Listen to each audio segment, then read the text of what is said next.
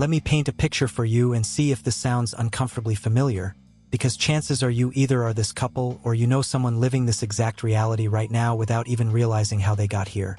They are both educated, responsible, hardworking professionals who did everything society told them to do in order to build a stable life.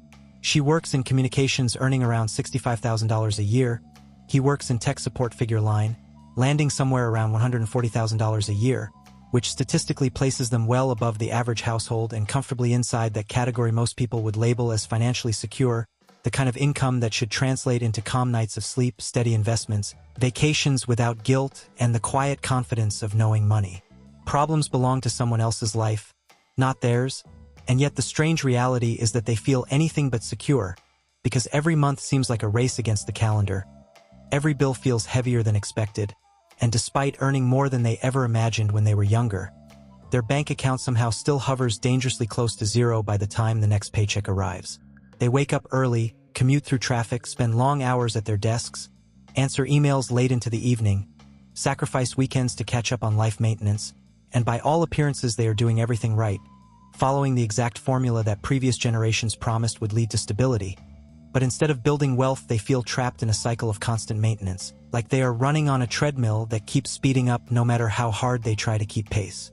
When the water heater breaks or the car suddenly needs repairs or a medical bill shows up out of nowhere, there is no cushion, no comfortable emergency fund waiting to absorb the hit, just a credit card that quietly takes the blow and adds another monthly payment to an already crowded list of obligations. And what makes it even more frustrating is that this isn't the result of reckless spending or luxury habits or wild financial mistakes, because they are not out there buying sports cars or designer bags or first-class flights.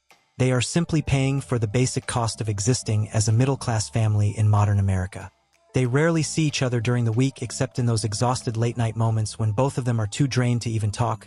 Dinners are rushed or ordered through an app, laundry piles up, weekends become recovery time instead of quality time, and somewhere deep down they start asking the question that nobody prepared them for, the question that feels almost taboo to say out loud, which is how can two full-time professionals making six figures combined still feel like they are barely surviving? If you have ever stared at your combined income and thought to yourself that you make too much money to feel this broke, if you have ever wondered where all of it disappears every month, if you have ever felt guilty for being stressed because on paper you are supposed to be doing well, then stay with me because what we are about to talk about will probably rearrange the way you think about money entirely. My name is Bobby, and I spend an unreasonable amount of time studying household finances and asking a question that sounds almost ridiculous at first but becomes deeply unsettling once you look at the numbers, which is why are so many families with two incomes actually more financially fragile than families 50 years ago that survived on just one. Because logically it seems obvious that two paychecks should equal double the security, double the breathing room, double the freedom, and simple math tells us that if one person earning $50,000 could once support a family, then two people earning that same amount should create abundance, savings, and wealth almost automatically, but the reality did not follow that math at all, and what actually happened instead is something much closer to a quiet financial trap that slowly closed around millions of households without them even noticing.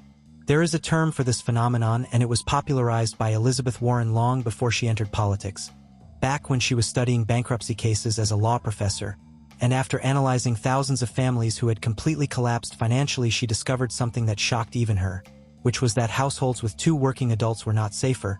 They were often more exposed, more stretched, and statistically more likely to go bankrupt than single-income families.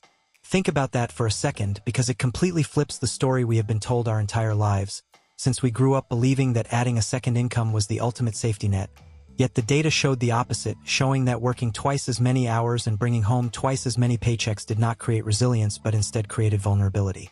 To understand how this happened, you have to travel back a few decades to a time when the typical household looked very different, when one parent usually worked outside the home and the other managed the house.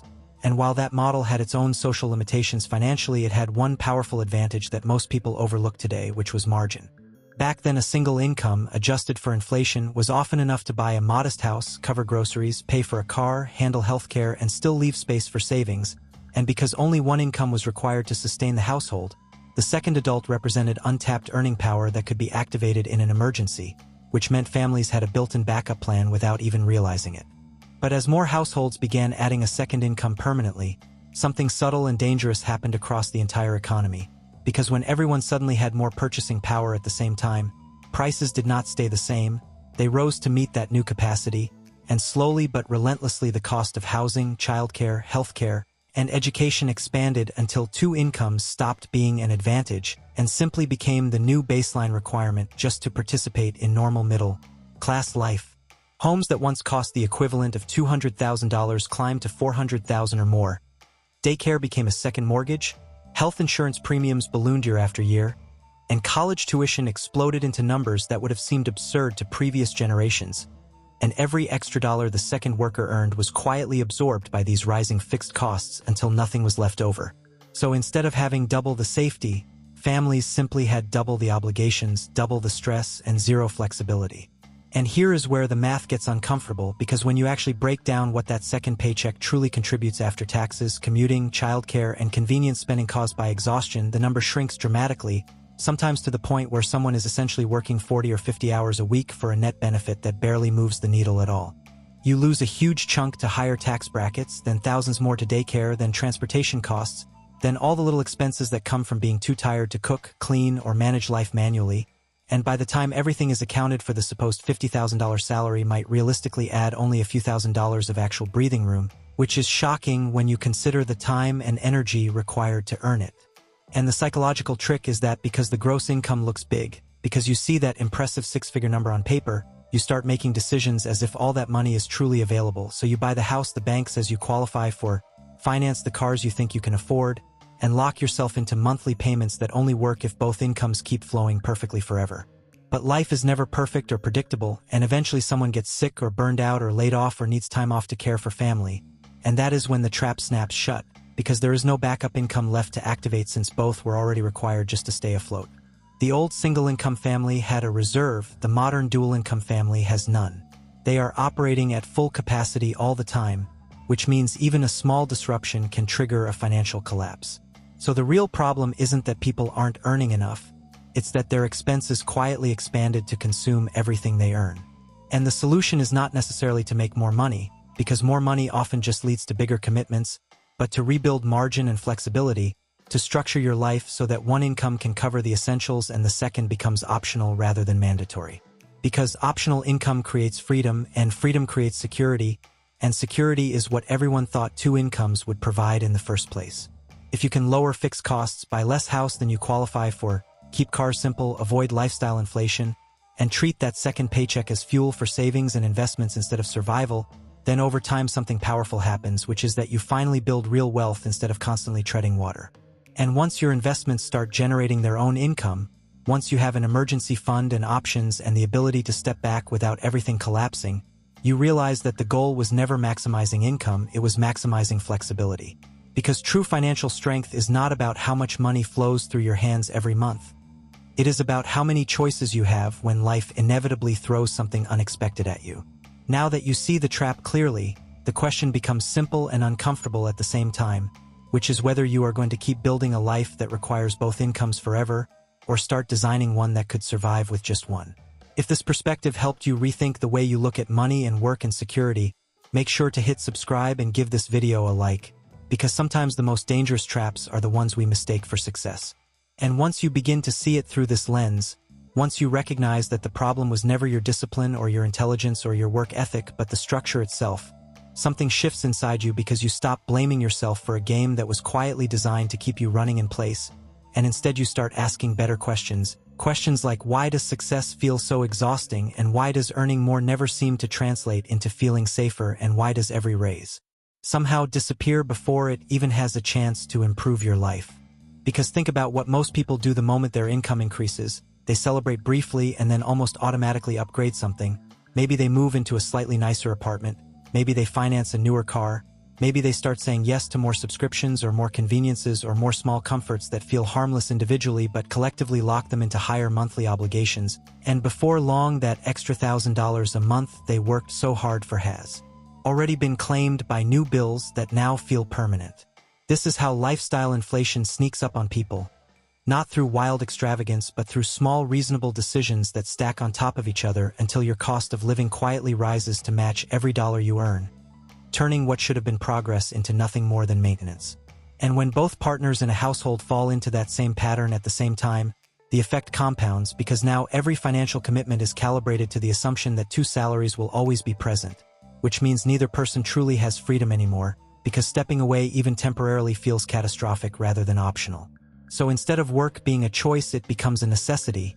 Instead of careers being flexible, they become cages. And instead of money creating peace, it creates pressure. And here is the part that almost nobody talks about openly, which is the emotional cost of the structure, because beyond the spreadsheets and the math there is a human reality where two people who love each other slowly become co-workers in the same logistical operation, passing each other like ships in the night, coordinating schedules, managing errands, surviving on convenience food, telling themselves that all of this stress will be worth it someday while secretly wondering why life already feels so heavy. Time becomes the rarest currency, not money, because you can always earn another dollar, but you cannot earn another Tuesday night dinner with your kids, or another slow morning coffee with your partner, or another afternoon when your parents are still healthy enough to talk and laugh. And yet the system quietly trades all of that time away in exchange for a slightly bigger house or a slightly newer car that doesn't actually make anyone happier. So the real question becomes not how do I earn more, but what am I sacrificing to earn it? And is that trade truly worth it? Because if the second income is costing you your health, your energy, your relationships, and most of it is being swallowed by taxes and childcare and commuting anyway, then you have to honestly ask yourself whether you are working for your money or your money is working for everyone else except you. And this is where a completely different strategy starts to make sense, one that feels counterintuitive in a culture obsessed with upgrading, which is deliberately choosing to live below what you qualify for instead of at the edge of what you can afford. It means buying the house that feels slightly boring instead of the one that impresses people, driving the car that works instead of the one that signals status, resisting the urge to inflate your life every time your salary increases, and quietly redirecting that difference into savings and investments that buy you something far more valuable than appearances, which is freedom. Because every dollar you save is not just money, it is time stored for later, it is stress removed from the future, it is the ability to say no when a job becomes toxic or when your body needs rest or when someone you love needs you more than your employer does. Savings creates space, and space creates options, and options are the true definition of wealth. Imagine what your life would feel like if one partner could step away for a year without panic, if a layoff felt inconvenient instead of devastating, if you could move cities or change careers or take a break without your entire financial structure collapsing overnight. Because that level of flexibility is what earlier generations accidentally had and what modern families accidentally lost. And the irony is that many of those earlier families did not even earn more money than you, they simply built their lives with margin instead of max capacity, which meant they could absorb shocks that would destroy a modern household earning twice as much. So maybe the goal is not to chase bigger numbers forever, maybe the goal is to protect your downside, to lower your risk, to design a life that still functions even when things go wrong. Because things will go wrong eventually for everyone. A recession will happen, or a company will restructure, or someone will get sick, or priorities will change. And when that moment arrives, the families who focused only on maximizing income will feel trapped, while the families who protected their flexibility will quietly adjust and keep moving. And that difference is everything. Because at the end of the day, financial security is not about how impressive your income sounds at a dinner party. It is about how calm you feel when uncertainty shows up. It is about whether you can breathe when life surprises you. It is about whether you own your time or your time owns you. Two incomes were supposed to buy freedom, but for many people they accidentally bought obligation instead. And unless you intentionally structure things differently, you can work harder and harder for decades without ever actually feeling safe. So if you take one idea from this entire conversation, let it be this: build your life as if one income could disappear tomorrow and you would still be okay. Because that single decision forces you to keep your expenses reasonable, your commitments light, and your future flexible, and it turns the second income from a requirement into a powerful tool for building real wealth. And once you reach that point, once your money starts generating money and your bills no longer consume everything you earn, you will notice something unexpected happen, which is that the stress begins to fade, the urgency softens, and work becomes a choice again rather than a survival mechanism. That is when you realize you finally escaped the trap. And most people never even knew they were inside one. If this opened your eyes or helped you see your own situation more clearly, make sure you subscribe and stick around, because understanding how the system actually works is the first step toward designing a life that truly works for you instead of against you. And maybe the most powerful shift of all happens quietly, almost invisibly, because it is not something you can post about or show off or brag about online. It is simply the feeling of waking up in the morning without that low-grade anxiety humming in the background, The feeling of knowing that if your boss sends an email you don't like or the economy takes a hit or life throws something unexpected at you, you are not one bad month away from chaos. You are buffered, protected, steady, and that quiet stability is infinitely more luxurious than anything money can buy at a mall or a dealership. Because real wealth is not loud, it does not scream status, it does not need validation. It shows up as calm decision-making, as patience, as the ability to wait, as the freedom to walk away from things that are wrong for you. And that is something most high-income households never experience precisely because every dollar they earn is already spoken for before it even lands in their account. So while everyone else is chasing raises, chasing bigger titles, chasing the illusion that the next promotion will finally fix everything, you start playing a different game entirely. A quieter game where the goal is not to expand your lifestyle but to shrink your dependence. Not to look richer but to become harder to break. Not to impress strangers but to protect your family's peace. And ironically, once you start living this way, money begins to accumulate faster than ever, because you are no longer leaking it through 1,000 tiny holes, you are no longer upgrading every time society tells you to, you are no longer financing a life you do not even have time to enjoy, and instead you are building something solid beneath your feet, something that cannot be taken away by a single layoff or a single emergency. That is when you stop feeling like you are drowning despite earning 6 figures. That is when paychecks stop feeling urgent and start feeling optional. And that is when you finally understand that the goal was never 2 incomes in the first place, the goal was always freedom.